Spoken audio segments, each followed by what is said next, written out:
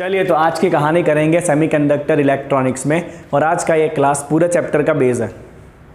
Right, आज जो हम सीखने वाले हैं ना वो आपके पूरे आगे वाले चैप्टर का बेस है। तो अभी तक हमने क्या सीखा, एक लेक्चर हो चुका है सेमीकंडक्टर का, और उसमें हमने सीखा था कि भाई आप मटेरियल को क्लासीफाई कर सकते हो as a conductor, semiconductor and insulator. उसका हमने कुछ बैंड का पिक्चर देखा था। राइट, के दो तरह के बैंड होते हैं, वैलेंस बैंड जो लो एनर्जी में होता है, कंडक्शन बैंड जो हाई एनर्जी में होता है। और इलेक्ट्रॉन सारे नॉर्मल सिचुएशन में वैलेंस बैंड में रहते हैं। ओके, और जब तक इलेक्ट्रॉन कंडक्शन बैंड में नहीं पहुंचते तब तक आपको इलेक्ट्रिसिटी कंडक्ट होने वाला नहीं है। ठीक है, हमने देखा था कि भाई अगर आप मेटल की बात करोगे या कंडक्टर की बात करोगे तो वैलेंस एंड कंडक्शन बैंड एक दूसरे के ऊपर ओवरलैप होते हैं। मतलब वहाँ पे तो इलेक्ट्रॉन बहुत आसानी से वैलेंस कंडक्शन में आ जा कर सकता है।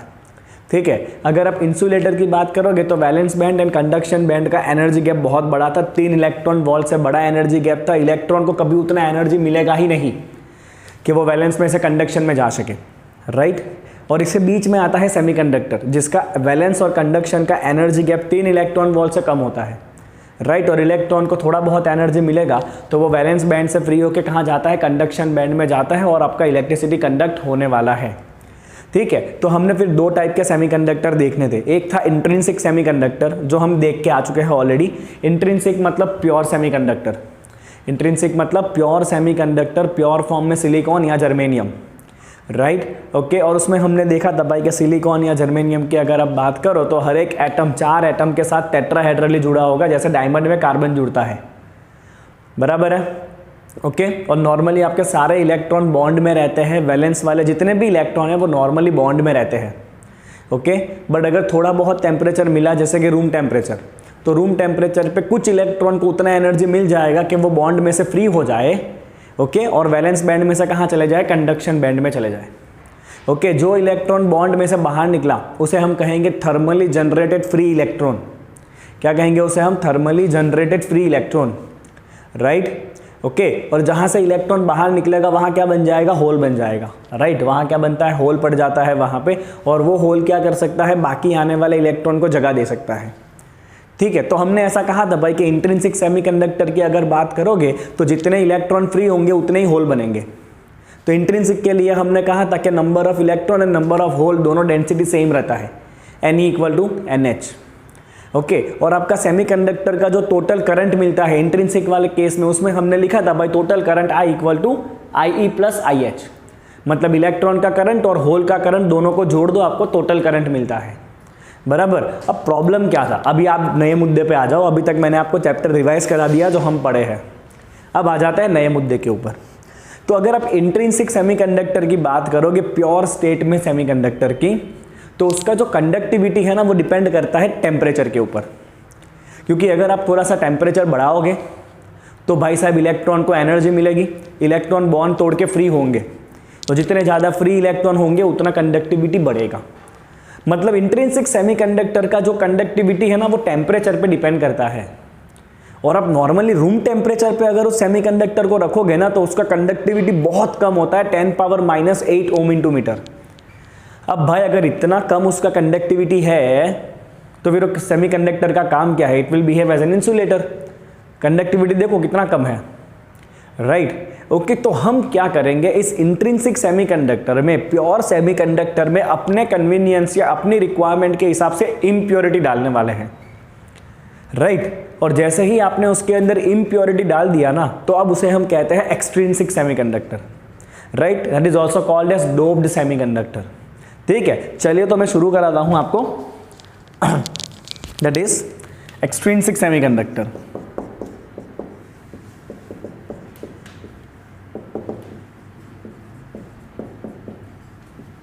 तो पहले आप लिखोगे कि कंडक्टिविटी ऑफ प्योर सेमीकंडक्टर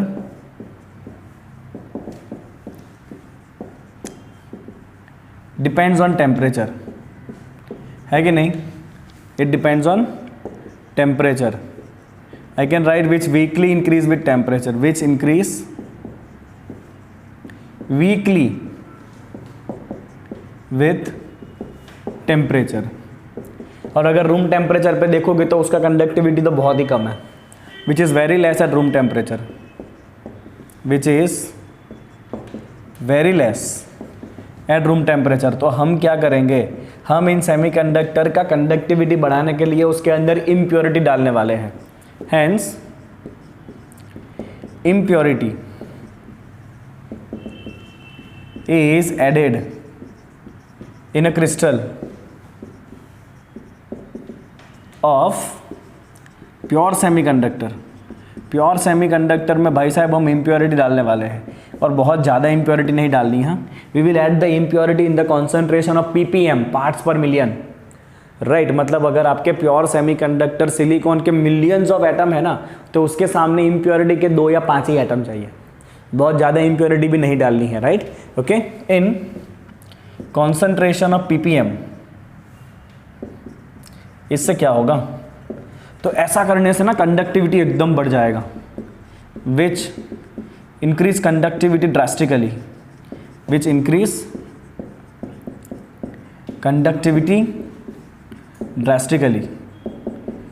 बराबर, एकदम कंडक्टिविटी ड्रास्टिकली वो इंक्रीज कर देगा। क्यों इंक्रीज करेगा वो हमें समझना है। ठीक है, चलिए यहां पे आपने जो इम्प्योरिटी डाली ना, उसे हम कहते हैं डोपिंग।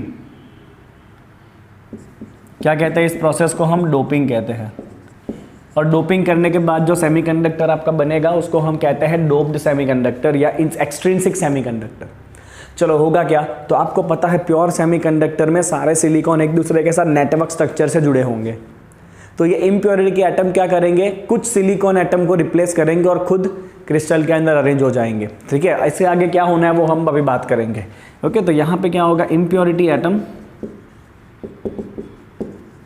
occupy some positions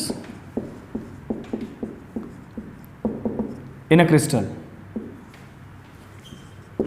चलिए इतना हो गया आपका। तो अब बात करते हैं कितने टाइप के सेमीकंडक्टर बनते हैं। राइट, तो आपने केमिस्ट्री में पढ़ा होगा भाई, 2 टाइप के सेमीकंडक्टर बनते हैं। एक होता है एन टाइप सेमीकंडक्टर, दूसरा होता है पी टाइप सेमीकंडक्टर। एग्जाम के लिए हॉट फेवरेट थियरी, और इसके बाद की थियरी तो इससे ज़्यादा hot favourite, P N junction. ठीक है ना। चलिए तो पहले देखते हैं भाई टाइप ऑफ एक्सट्रिंसिक सेमीकंडक्टर, जहाँ पे हम आपको सबसे पहले बताएंगे एन टाइप सेमीकंडक्टर। देखो आपको एग्जाम में किस किस चीज़ों के मार्क मिलने हैं, ठीक है ना, आपको एग्जाम में किन किन चीज़ों के मार्क मिलने हैं ना, वो सारे पॉइंट में पहले लिखूंगा, जिनके आपको एग्जाम में रोकड़े मार्क मिलने हैं। आधा आधा आधा आधा करके 2 मार्क हो जाएगा आपका। बराबर है। सबसे पहले एन टाइप सेमीकंडक्टर, एन का मतलब है नेगेटिव। एन का मतलब क्या है बच्चे, नेगेटिव है। तो मैं यहाँ पे जो इम्प्योरिटी ऐड करूंगा ना, वो इम्प्योरिटी रहेगा पेंटावेलेंट। राइट, पेंटावेलेंट इम्प्योरिटी मैंने क्यों डाला, तो जो सिलिकॉन या जर्मेनियम का क्रिस्टल है उसकी वैलेंसी है 4। हमने देखा था कि हर एक सिलिकॉन एटम अपने आजू बाजू 4 एटम के साथ कोवेलेंट बॉन्ड से जुड़ता है, देखा था हमने ऐसा। ठीक है ना। ओके, अब मैंने जो इम्प्योरिटी लिया है वो पेंटावेलेंट है। पेंटावेलेंट मतलब जिसके पास 5 इलेक्ट्रॉन है। अब 5 इलेक्ट्रॉन में से 4 इलेक्ट्रॉन तो आजू बाजू के सिलिकॉन या जर्मेनियम एटम के साथ बॉन्डिंग के लिए यूज हो जाएंगे, कोवेलेंट बॉन्ड बनाने के लिए। अब ये 5वां एटम जो है ना, या 5वां जो इलेक्ट्रॉन आपका है ना, ये इलेक्ट्रॉन कैसा रहेगा, फ्री रहेगा। राइट, तो यहाँ पे आप सबसे पहला पॉइंट जो लिखोगे जिसका आपको मार्क मिलेगा, तो आपका जो इम्प्योरिटी है ना, ये इम्प्योरिटी है पेंटावेलेंट। और पेंटावेलेंट इम्प्योरिटी किस ग्रुप में होता है भाई, तो पेंटावेलेंट इम्प्योरिटी होता है ग्रुप नंबर 15 में, जिसके आउटर ऑर्बिट में 5 इलेक्ट्रॉन होते हैं। तो यहाँ पे आपका जो इम्प्योरिटी है ना, वो होगा ग्रुप 15 का पेंटावेलेंट इम्प्योरिटी। ठीक है, ग्रुप 15 के एलिमेंट कुछ लिख दो बच्चों, phosphorus, arsenic, antimony, antimonies, bismuth. Right, okay, so these are the impurities which you can use, that is of group number 15। चलो ये आपका पहला पॉइंट हो गया, उसको आपको आधा मार्क मिल जाएगा। अब यहाँ पे जो इम्प्योरिटी है ना, उसके पास एक्स्ट्रा इलेक्ट्रॉन होगा, तो यहाँ पे क्या होगा, out of 5 electrons with atom of doping, doping का जो एटम है उसके पास 5 इलेक्ट्रॉन, उसमें से 4 electron, 4 electron will utilise in forming 4 electron utilise in forming covalent bond with 4 silicon और जर्मेनियम एटम्स। बराबर, 5 में से 4 इलेक्ट्रॉन तो यूज़ हो गया, पर जो 5वां इलेक्ट्रॉन है ना वो बहुत ही लूजली बॉन्डेड रहेगा अपने पेरेंट एटम के साथ। इसलिए इतना लूजली बॉन्डेड है ना कि रूम टेम्परेचर पे उसको उतना एनर्जी मिल जाएगा कि वो हमेशा फ्री ही रहे, राइट। ओके, तो जो 5वां इलेक्ट्रॉन होगा and the 5th electron remain weekly bonded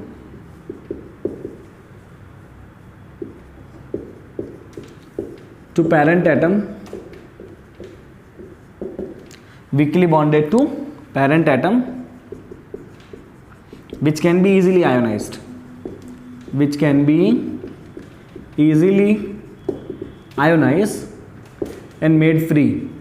तो यहाँ पे जो 5वां इलेक्ट्रॉन है ना वो आप कंसीडर कर लो हमेशा कैसा रहेगा, फ्री ही रहने वाला है, ठीक है। चलो अब यहाँ पे ना उसका एक क्रिस्टल स्ट्रक्चर ड्रॉ करते हैं, बहुत ही सिंपल है। तो हमने सिलिकॉन ऐसे ड्रॉ किया था, This is how we have drawn the silicon।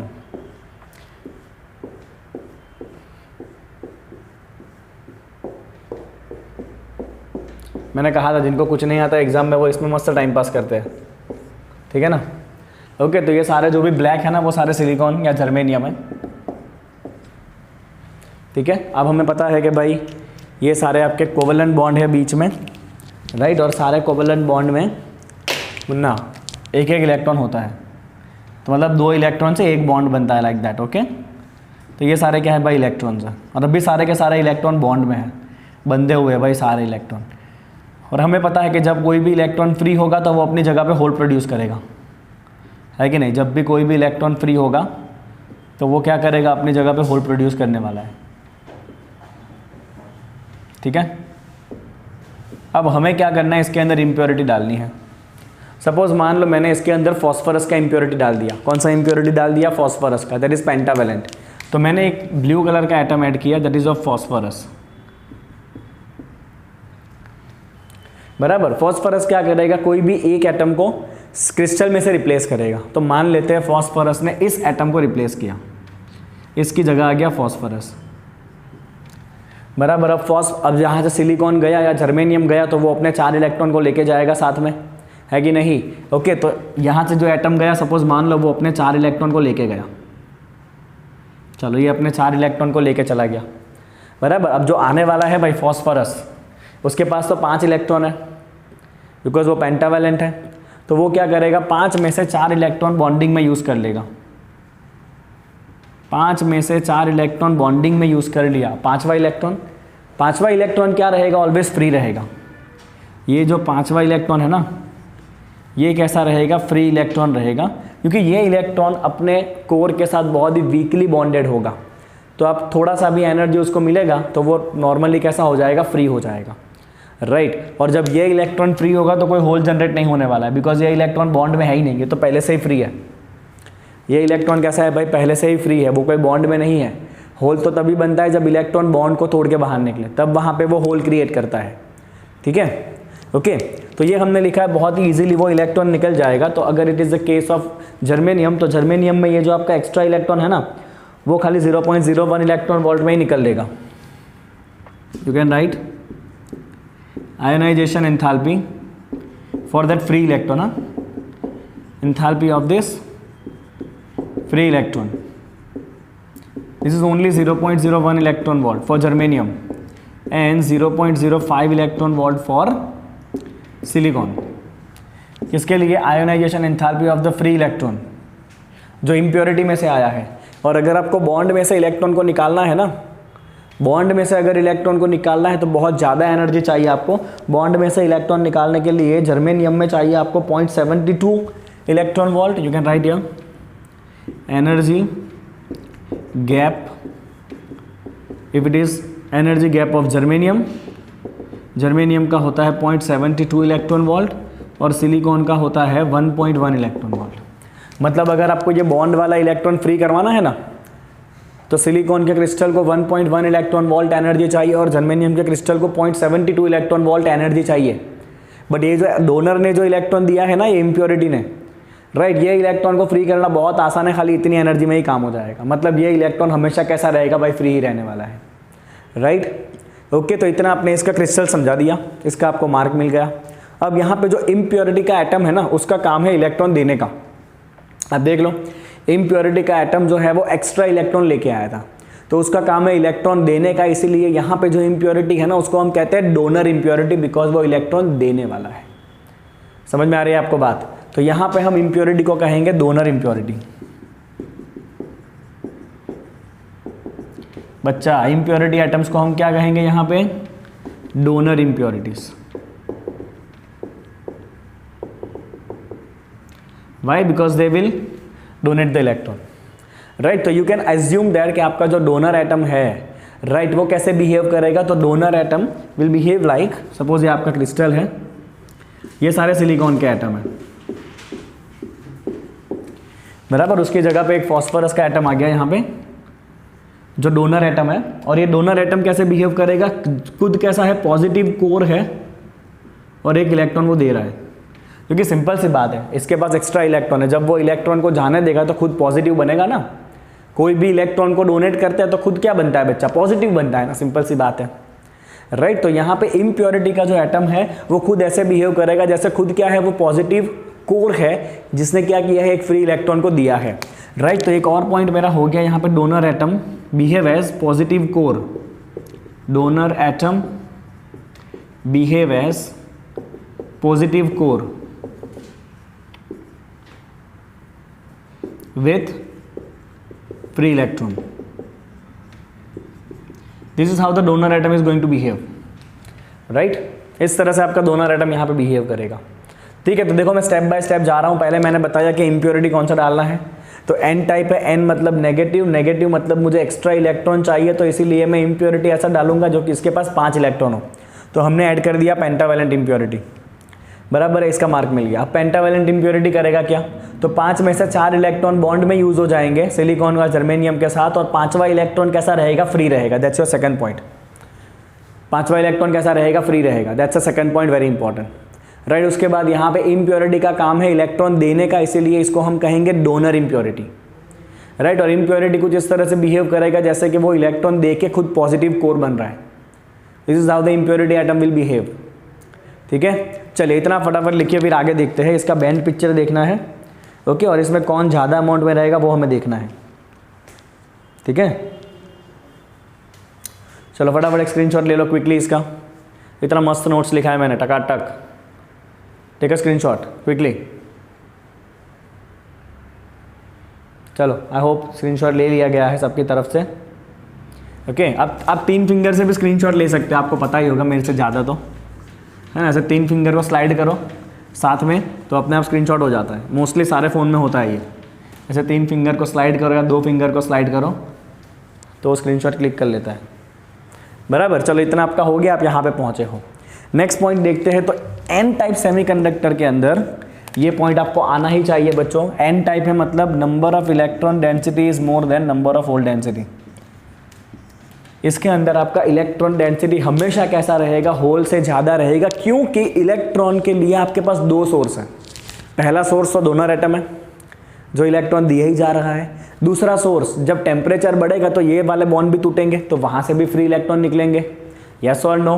तो यहाँ पे इलेक्ट्रॉन के 2 सोर्स हैं, जबकि होल का तो एक ही सोर्स है भाई। होल तो खाली तभी निकलेगा जब यहाँ से बॉन्ड टूटेगा, तभी होल बनेगा, राइट। तो हम यहाँ पे लिखेंगे कि here free electrons are obtained from donor atoms and also by thermal pair production of electron hole. Thermal pair production of electron hole, बराबर। तो इसके अंदर ना एक तो इलेक्ट्रॉन बहुत ज़्यादा हो चुके हैं, डोनर में से ही इलेक्ट्रॉन आए, बॉन्ड जब टूटे तो भी इलेक्ट्रॉन निकले। इलेक्ट्रॉन इतने ज़्यादा है कि जब होल बनेंगे ना, राइट, तो वो होल फटाफट वापस इलेक्ट्रॉन के साथ क्या होने जाएंगे? रिकम्बाइन होते जाएंगे। मतलब यहाँ पे होल का डेंसिटी बहुत ही कम रहने वाला है। तो यहाँ पे ऑलरेडी आपको पॉइंट दिख रहा है, इलेक्ट्रॉन डेंसिटी होल डेंसिटी से यहाँ पे कैसा रहेगा, ज़्यादा ही रहेगा, क्योंकि इलेक्ट्रॉन के लिए आपके पास दो सोर्स है। पहला सोर्स है इलेक्ट्रॉन का डोनर एटम, दूसरा सोर्स है आपका इलेक्ट्रॉन का जो यहाँ पे पेयर प्रोडक्शन होने वाला है। सपोज यहाँ से मान लो इलेक्ट्रॉन फ्री हुआ, राइट, तो इधर क्या जनरेट करेगा, वो होल जनरेट करेगा, ठीक है। और ये इलेक्ट्रॉन कहाँ पे आया भाई, ये आया थर्मली जनरेटेड इलेक्ट्रॉन। ये कौन सा इलेक्ट्रॉन है, thermally generated electron hole pair, thermally electron hole का पेयर भी जनरेट होगा, ठीक है, इस तरह से। Okay fine. ये जो फ्री इलेक्ट्रॉन है उसको टेम्परेचर से कोई लेना देना नहीं है। ये फ्री इलेक्ट्रॉन खाली डिपेंड करता है इम्प्योरिटी कितना डाला है आपने। जितना ज़्यादा इम्प्योरिटी डालोगे इतने ज़्यादा फ्री इलेक्ट्रॉन मिलेंगे आपको, ठीक है। बट ये जो आपके थर्मली जनरेटेड इलेक्ट्रॉन है वो डिपेंड करता है टेम्परेचर के ऊपर, राइट। चलिए हम यहाँ पे लिखेंगे here due to very high concentration of free electron holes recombine with electron very quickly, holes recombine with electron very quickly, right. इसीलिए आपका होल का डेंसिटी बहुत ही कम रहने वाला है। मैंने यहाँ पे सारे पॉइंट इंक्लूड कर लिए जो जो मुझे चाहिए, जिसका मुझे एग्जाम में मार्क मिलेगा, ठीक है। एक बात ध्यान रखना बच्चों, एन टाइप है तो आपका majority charge carrier, N type, N for negative, majority charge carrier होता है इलेक्ट्रॉन और माइनॉरिटी चार्ज कैरियर होता है hole. Majority charge carrier is electron and minority charge carrier कौन होता है, यहाँ पे होल रहता है। चलो अगर आप इसका बैंड पिक्चर देखो तो क्या होगा, अगर आप इसका बैंड पिक्चर देखोगे ना, see what is going to happen there in band picture, ये इसे कहते हैं बॉन्ड पिक्चर। बैंड पिक्चर मतलब वो वैलेंस एंड कंडक्शन बैंड वाला। तो नीचे कौन सा बैंड होता है भाई, ये नीचे जो बैंड होता है वो होता है आपका वैलेंस बैंड EV। ऊपर कौन सा बैंड होता है, ऊपर जो बैंड होता है वो होता है कंडक्शन बैंड EC, है कि नहीं। सारे इलेक्ट्रॉन कहाँ पे रहते हैं भाई, सारे इलेक्ट्रॉन रहते हैं वैलेंस बैंड में, सब आराम से यहाँ पर वैलेंस बैंड में है। अब आपने जो इम्प्योरिटी ऐड किया है ना, उसमें भी एक्स्ट्रा इलेक्ट्रॉन है, देखो ना इम्प्योरिटी में एक्स्ट्रा इलेक्ट्रॉन आएंगे, तो ये जो एक्स्ट्रा इलेक्ट्रॉन का एनर्जी लेवल होगा ना, वो एनर्जी लेवल बहुत ही पास में रहेगा कंडक्शन बैंड के। ये इम्प्योरिटी में से जो इलेक्ट्रॉन आया, राइट, इम्प्योरिटी में से जो इलेक्ट्रॉन आया है ना, राइट, ये क्या है, energy level of donor atom, energy level of donor atom which is called as ED, energy of donor. Okay, तो यहाँ पे आपको क्या दिख रहा है भाई कि डोनर का जो एनर्जी लेवल है ना वो कंडक्शन बैंड के बहुत ही पास है। मतलब इधर जो आपके इलेक्ट्रॉन है ना, हर एक डोनर ने एक एक इलेक्ट्रॉन देने वाला है वो, राइट। ओके, तो यहाँ पे देखो ये तो कंडक्शन के कितना पास है, मतलब ये इलेक्ट्रॉन तो बहुत ही आसानी से ऊपर जा सकते हैं कंडक्शन बैंड में, एज यू कैन सी। और जब ये इलेक्ट्रॉन जाएंगे तो कोई होल जनरेट नहीं होता है, हाँ, क्योंकि ये इलेक्ट्रॉन तो बॉन्ड में थे ही नहीं, तो ये इलेक्ट्रॉन कोई भी होल जनरेट करने वाले नहीं है, इतनी बात आप ध्यान रखना। चलो यहाँ से एक और ऊपर ले लो, आपकी मर्जी, आप जितने लेना चाहो उतने ले सकते हो। चलो यहाँ पे आपका पेयर प्रोडक्शन होगा, राइट। ये आपके बॉन्ड वाले इलेक्ट्रॉन है सारे जो बॉन्ड में जकड़े हुए हैं। तो जब टेम्परेचर बढ़ेगा तो सपोज मान लो यहाँ से एक इलेक्ट्रॉन, कौन सा कलर, ब्लू कलर है ना, यहाँ से एक इलेक्ट्रॉन कहाँ पहुँचा, ऊपर पहुँचा कंडक्शन बैंड में। कहाँ पहुँचा, इलेक्ट्रॉन ऊपर कंडक्शन बैंड में पहुँचा, तो यहाँ पे वो होल क्रिएट करेगा, राइट। यहाँ से जब इलेक्ट्रॉन ऊपर जाएगा तो होल प्रोड्यूस करेगा वो। यहाँ से एक और इलेक्ट्रॉन जब पहुँचा ऊपर कंडक्शन बैंड में तो होल प्रोड्यूस किया। तो आप देखो ना कितने सारे फ्री इलेक्ट्रॉन आ गए, 1 2 3 4 5, 5 फ्री इलेक्ट्रॉन है, और होल खाली कितने हैं, 2 ही है। होल खाली कितने हैं, 2 है, और ऊपर देखो इलेक्ट्रॉन कितने सारे हो गए। तो इसीलिए यहाँ पे इलेक्ट्रॉन डेंसिटी ऑलवेज होल के डेंसिटी से कैसा रहता है, ज़्यादा रहता है। तो यहाँ पे खाली आप एक और चीज़ ऐड करोगे कि अगर आप बैंड पिक्चर की बात करोगे,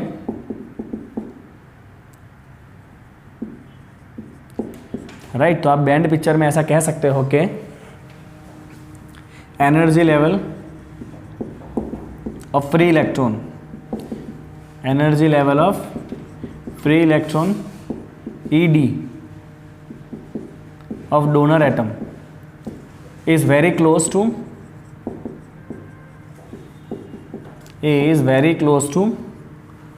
conduction band, AC, hence electron can easily jump into conduction band। बस चलो इतना मेरे पास था आपको देने के लिए एन टाइप सेमीकंडक्टर में। मैंने सब चीज़ों इंक्लूड कर दिया, एन टाइप में अब कुछ नहीं बाकी है। चलो अब इतना आपका हो जाए तो फिर पी टाइप देखते हैं। ओके चलिए अब दूसरे सेमीकंडक्टर की बात करते हैं, that is of P type semiconductor. P type semiconductor, चलो पी का मतलब है पॉजिटिव, पॉजिटिव मतलब होल, राइट, पॉजिटिव मतलब होल। तो मुझे यहाँ पे होल ज़्यादा चाहिए तो मैं इम्प्योरिटी जो है ना वो ट्राईवैलेंट रखूँगा। कौन सी इम्प्योरिटी रखेंगे हम यहाँ पे? ट्राईवैलेंट इम्प्योरिटी रखेंगे। तो सबसे पहला पॉइंट जिसका आपको आधा मार्क मिल जाएगा कि यहाँ पे जो आपका इम्प्योरिटी है that is trivalent impurity. Trivalent कौन होता है? ग्रुप 13। कौन होता है ट्राईवैलेंट भाई? ग्रुप 13। ग्रुप 13 में कौन सा एलिमेंट होते हैं? Boron, aluminium, gallium, indium, you can go with. चलो अब होगा क्या कि आपका जो एलिमेंट आपने इम्प्योरिटी डाला है उसके पास तो खाली 3 ही वैलेंस इलेक्ट्रॉन है, आजू बाजू में तो 4 के साथ जुड़ना है। तो होगा क्या कि ये जब आपका एटम क्रिस्टल में जाएगा तो वो 4 में से खाली 3 ही सिलिकॉन के साथ बॉन्ड बना पाएगा, और चौथे सिलिकॉन का जो बॉन्ड है ना वहाँ पे क्या रहने वाला है? आपका होल रहेगा, बिकॉज इलेक्ट्रॉन है ही नहीं रखने के लिए, राइट। तो चलो इसका एक बैंड पिक्चर बना ले, बॉन्ड पिक्चर बनाते हैं यहाँ पे। ओके ये आए वापस सिलिकॉन,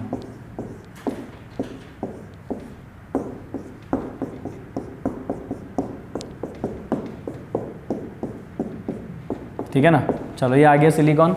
चलो सिलिकॉन आपको यहाँ पे लिखना है ऐसे कि ये सिलिकॉन है या जर्मेनियम है, it's up to you. Okay चलिए ये सारे आपके बॉन्ड के एक एक इलेक्ट्रॉन रहेंगे जो दोनों मिलके शेयरिंग करते हैं ना।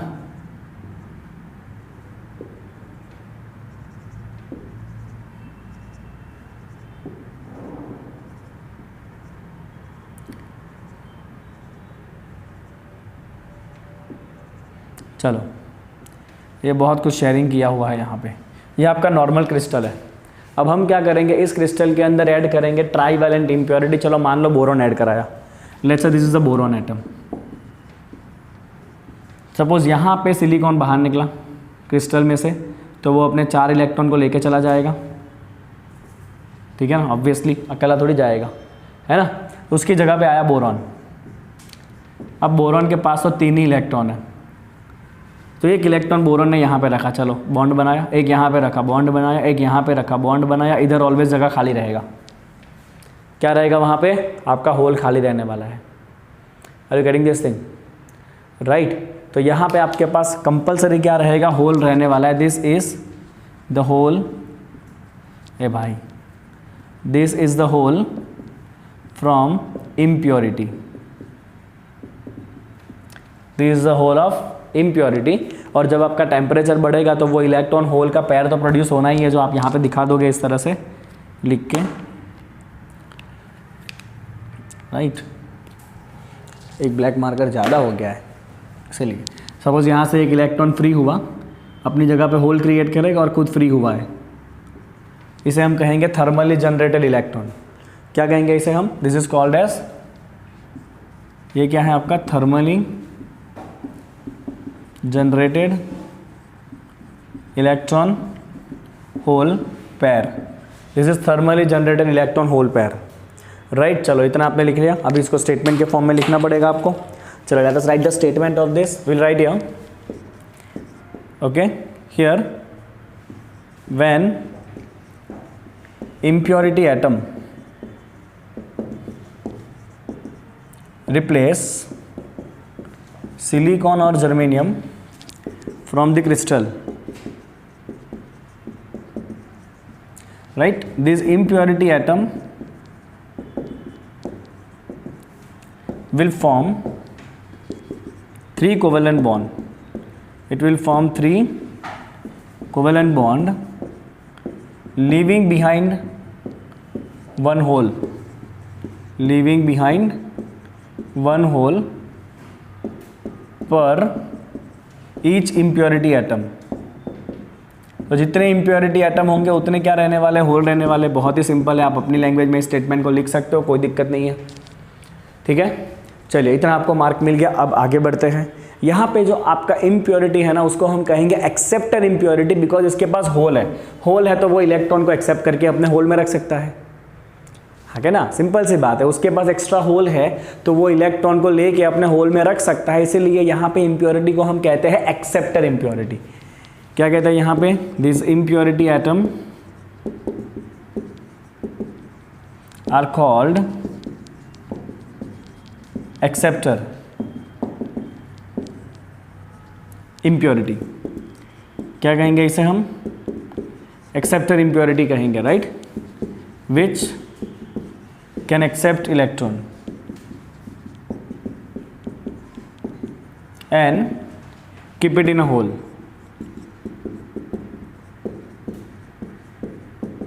चलो, तो यहाँ पे आपका जो इम्प्योरिटी का एटम होगा ना, उसको इलेक्ट्रॉन लेना है। जब इलेक्ट्रॉन लेगा तो वो नेगेटिव बनेगा, तो वो इम्प्योरिटी एटम बिहेव करेगा जैसे खुद नेगेटिवली चार्ज कोर है और उसके पास एक होल है, राइट। आगे वाले में क्या था, इम्प्योरिटी एटम बिहेव कर रहा था as a positive core which has a free electron. यहाँ पे आपका इम्प्योरिटी एटम कैसे बिहेव करेगा, तो हम स्टेटमेंट लिखेंगे यहाँ पे। चलिए उसके पहले क्रिस्टल बना लेते हैं। ओके, ये सारे आपके सिलिकॉन या जर्मेनियम के एटम हैं, उसमें बीच में एक एटम आ गया आपका इम्प्योरिटी का। तो यहाँ पे इम्प्योरिटी एटम नेगेटिव कोर रहेगा विथ अ होल, राइट। तो यहाँ पे आप क्या लिखोगे बच्चों, स्टेटमेंट लिखोगे आपके, impurity atom behave as, impurity atom behave as negative core with a hole. It will behave as a negative core with a hole, right. जितनी चीज़ें मैं लिख रहा हूँ बोर्ड पे उतनी चीज़ें आपको एग्जाम में लिखनी पड़ेगी, तभी आपको पूरे मार्क मिलेंगे, अदरवाइज आपके मार्क कटेंगे। चलिए, इम्प्योरिटी एटम के बारे में बात कर दिया। अगली बात, यहाँ पे होल हमेशा ज़्यादा रहेंगे compare to electron, because hole तो आपको एक्स्ट्रा मिल रहे हैं। जितने इम्प्योरिटी एटम है उतने होल तो आपको एक्स्ट्रा मिल रहे हैं ना यहाँ पे, राइट। जबकि इलेक्ट्रॉन जब जनरेट होगा थर्मली तो वो भी तो होल प्रोड्यूस करेगा, हाँ क्या ना। ऑलरेडी आपके पास होल बहुत सारे हैं, इम्प्योरिटी जितने एटम होंगे उतने होल तो है ही, और जब वो इलेक्ट्रॉन होल का पेयर जनरेट होगा तब भी तो होल जनरेट होंगे, राइट। मतलब यहाँ पे आपके पास होल के लिए दो सोर्स हैं, एक तो इम्प्योरिटी एटम में से होल आया, और दूसरा होल बनेगा जब थर्मली इलेक्ट्रॉन होल का पेयर जनरेट होगा तब, राइट। ओके, और यहाँ पे और एक चीज़ क्या होगा, इलेक्ट्रॉन जब फ्री हो रहे हैं ना तो वो देखेंगे कि अपने आजू बाजू कितने सारे होल है ना, तो इलेक्ट्रॉन बहुत ईजिली उस होल के अंदर ट्रैप हो जाएगा। इलेक्ट्रॉन बहुत इजीली उस होल के अंदर क्या हो जाएगा, ट्रैप हो जाने वाला है in this particular case. Okay, तो जो अभी हमने स्टेटमेंट दिया, आपका मेन पॉइंट इसके अंदर एक और रहेगा, दैट इज, मैं इस पे तो हाईलाइट कर ही दिया है, एक्सेप्टर पे हाईलाइट करेंगे, ट्राईवैलेंट इम्प्योरिटी पे हाईलाइट करेंगे, और हाईलाइट करेंगे हम यहाँ पे hole density always electron density से ज़्यादा ही रहेगा, राइट। इधर आपका होल डेंसिटी ऑलवेज कैसा रहना है, इलेक्ट्रॉन डेंसिटी से हमेशा ज़्यादा ही रहने वाला है। तो you can write here holes are produced by donor atom which is independent of temperature।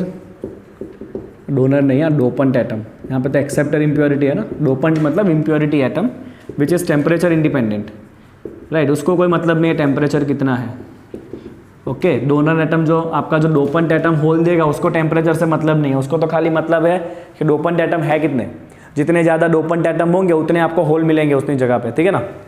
चलो, here holes are produced by dopant atom which is temperature independent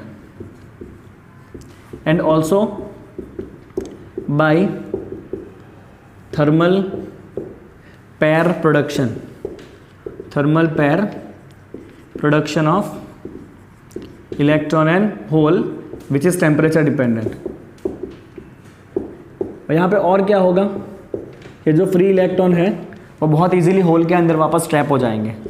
here free electron very easily recombine with holes, मतलब यहाँ पे holes ज़्यादा रहने वाले हैं, तो इसमें आपको जो मेन करंट मिलेगा ना, वो करंट आपको मेन होल्स की वजह से मिलेगा, राइट। तो यहाँ पे आप लिखोगे कि भाई यहाँ पे मेजॉरिटी चार्ज कैरियर कौन है, तो इधर मेजॉरिटी चार्ज कैरियर होल्स है, और माइनॉरिटी चार्ज कैरियर कौन है? इलेक्ट्रॉन है, क्योंकि इलेक्ट्रॉन तो बेचारा जैसे फ्री होंगे वापस ट्रैप हो जाएंगे। देखो मैं आपको दिखाता हूँ इसका बैंड पिक्चर ताकि आपको क्लियर समझ में आ जाए। ओके चलो देखो इसका बैंड पिक्चर क्या कहता है वो। तो बैंड पिक्चर में दो टाइप के बैंड बनाएंगे हम, ठीक है। एक आपका हो गया ये वैलेंस बैंड, ऊपर होता है कंडक्शन बैंड, है ना। और हमें पता है भाई सारे इलेक्ट्रॉन बंधे हुए रहते हैं वैलेंस बैंड में, कंडक्शन बैंड तो खाली रहता है अभी। चलो अभी आपने जो इम्प्योरिटी एटम डाले हैं उसमें से जो आपको होल मिला है वो होल का भी तो कुछ ना कुछ एनर्जी लेवल होगा। तो यहाँ पे आपके होल का जो एनर्जी लेवल है ना that is very close to the valence band, right. This is very close to the valence band. मतलब यहाँ पे आपका जो इम्प्योरिटी डाला है ना उसमें से जो होल आ रहा है ना वो होल का एनर्जी लेवल वैलेंस बैंड के बहुत पास रहेगा। So this is energy level of acceptor atom EA। क्या है ये energy level of acceptor atom. देखो डोनर वाले में क्या था, डोनर वाले में जो एक्स्ट्रा इलेक्ट्रॉन था ना उसका एनर्जी लेवल इसके बहुत पास था ताकि इलेक्ट्रॉन फटाफट कंडक्शन में निकल ले। एक्सेप्टर में जो एनर्जी लेवल है वो वैलेंस के बहुत पास रहेगा, राइट। तो यहां पे आप लिखोगे कि energy level of acceptor atom